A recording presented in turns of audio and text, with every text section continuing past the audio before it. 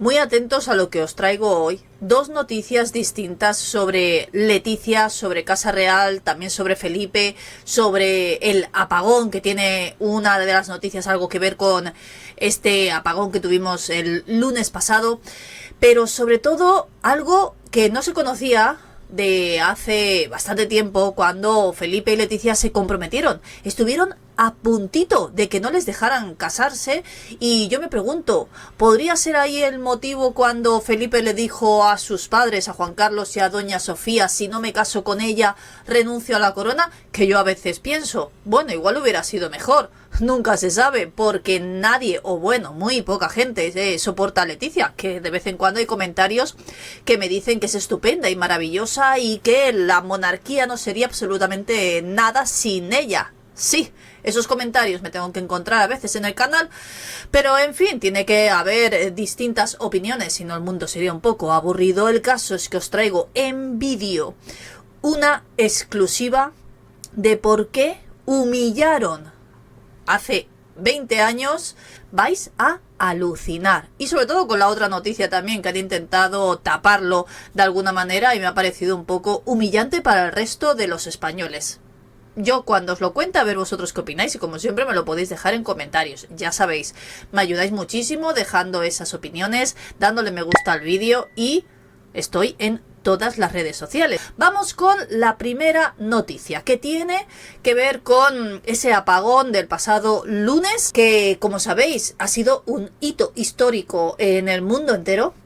Yo creo que ya no nos queda nada, bueno, casi nada por vivir en España, porque la verdad es que llevamos unas cuantas. Hemos pasado por una pandemia, por una dana. España vivió ese apagón, algo que de hecho se llevaba ya varios años anunciando, imagino que recordáis, o como os traje yo un vídeo donde Pedro Sánchez decía que eso no iba a suceder nunca y que la ultraderecha eran los que estaban haciendo ver que eso podía suceder. Finalmente, pues sucedió. También llamó mucho la atención, como hace un mes y medio más o menos, pues nos decían que era muy importante tener un kit de supervivencia. Imagino que lo recordáis, también lo comentamos en ese otro vídeo. Y a las 12:30 de la mañana todo se venía abajo. Unas causas que de momento son desconocidas. Y no solo eso, sino lo que más llamó la atención fue la pérdida de poder hacer llamadas, de no tener datos móviles, de no estar comunicados. Estábamos precisamente eso, incomunicados con prácticamente todo o casi todo el mundo. Había gente que tenía internet, que se iba, y así estuvimos durante unas 12 horas aproximadamente. Y algunos incluso piensan que esto puede volver a suceder, que esto ha sido una de muchas veces que lo vamos a sufrir. La verdad es que es una incertidumbre el no saber ni siquiera cuál es la hipótesis que barajan. Habría varias, de hecho el mismo día se barajaban diferentes hipótesis. Bueno, yo sinceramente estarán estudiando de qué manera nos mienten y nos cuentan algo que para algunos o para todos o para muchos, no lo sé, sea algo creíble. Yo sinceramente no me creo ni me creeré nada de lo que me cuenten, porque no es la primera vez que nos engañan. Una vez más se ha demostrado que todos hemos sufrido una catástrofe. Bueno, todos o casi todos, porque Zarzuela también se vino abajo, se fundió en negro, pero unos segundos, como sucedió en algunos lugares, unos lugares que tienen unos generadores. Por ejemplo, en los hospitales, la policía o incluso grandes superficies. Hay supermercados importantes que tenían luz y que tenían incluso conectividad. El caso es que policía y generadores para garantizar la seguridad de Felipe y Leticia. Según han informado fuentes cercanas de Zarzuela, a pesar de ese apagón, que se ha podido, de hecho, celebrar lo que iban a hacer, porque Felipe, si no lo sabéis, tenía previsto estar con el presidente de Chipre, que dio la casualidad que estaba de visita de trabajo en España. Aunque la sala de audiencias donde se iba a realizar esa reunión estaba iluminada de forma parcial, no al completo, se llevó a cabo esa visita, incluso estuvieron almorzando. Debido a esa situación de emergencia, y a mí lo que más me duele es saber que en Zarzuela hubo luz, que en sitios que algunos pueden considerar como importantes hubo luz gracias a esos generadores que cuestan muchísimo dinero, ¿Quién lo paga? Nosotros, obviamente. Hubo gente que estuvo muchas horas atrapada en ascensores, muchas horas en trenes sin poder volver a sus casas, en metros. Pasaron horas algunos metidos en autobuses como si fueran sardinas en lata para poder llegar a sus casas. Que no nos pudiéramos comunicar con nuestros familiares, con nuestros amigos, por esa falta de conectividad, pero que luego te enteres que gracias al dinero que pagamos nosotros, pues haya otros, como por ejemplo en Zarzuela, que no se quedaron sin absolutamente nada. A ellos les daba todo exactamente igual. Fuera de puertas de Zarzuela, todo era caos, pero allí no. Pues tras producirse lo que todos conocemos, se dispuso en el exterior de Zarzuela una dotación de las unidades de intervención policial, órganos móviles de seguridad pública, con la misión de actuar en todo el territorio nacional, principalmente en los supuestos de prevención y de peligro inminente o de grave alteración de la seguridad ciudadana. Pero claro, toda esa policía se necesitaba en otros lugares, como controlando el tráfico porque los semáforos no funcionaban, o intentando sacar a esa gente que estaba atrapada en muchísimos lugares. Pero no, ellos tenían en la puerta de su casa unos policías por si acaso pasaba algo. Felipe y Leticia de hecho estuvieron seguros y protegidos dentro de Zarzuela, no podían salir por la seguridad y de hecho movilizaron a una gran dotación de fuerzas de seguridad del Estado, mientras mucha gente necesitaba a esas fuerzas de seguridad del Estado, que también están pagadas con nuestro dinero. Y ahora vamos a ver ese otro vídeo que os he dicho al principio, porque a través de La Sexta nos dice: la relación de Leticia con la Iglesia fue bastante complicada, fue sometida a una humillación, y esto lo ha contado Martín Bianchi en este vídeo, que por supuesto vamos a escuchar porque nos sorprenderá la información que nos trae. Atentos. Y sobre todo con la que tenía muy buena relación era con la reina Leticia, y ya no solo una muy buena relación, también tenían muchísimas cosas en común. Fíjate en estas imágenes, son de 2014. Yo también me he fijado en esas imágenes. ¿Os fijáis en la fotografía que han utilizado para hablar de esa buena relación que tenía Leticia Ortiz con el Papa Francisco? Bueno, la cara de Leticia es un poema. Oye, que de hecho no se parece nada a la Leticia de ahora mismo, ¿eh? Menudo cambio.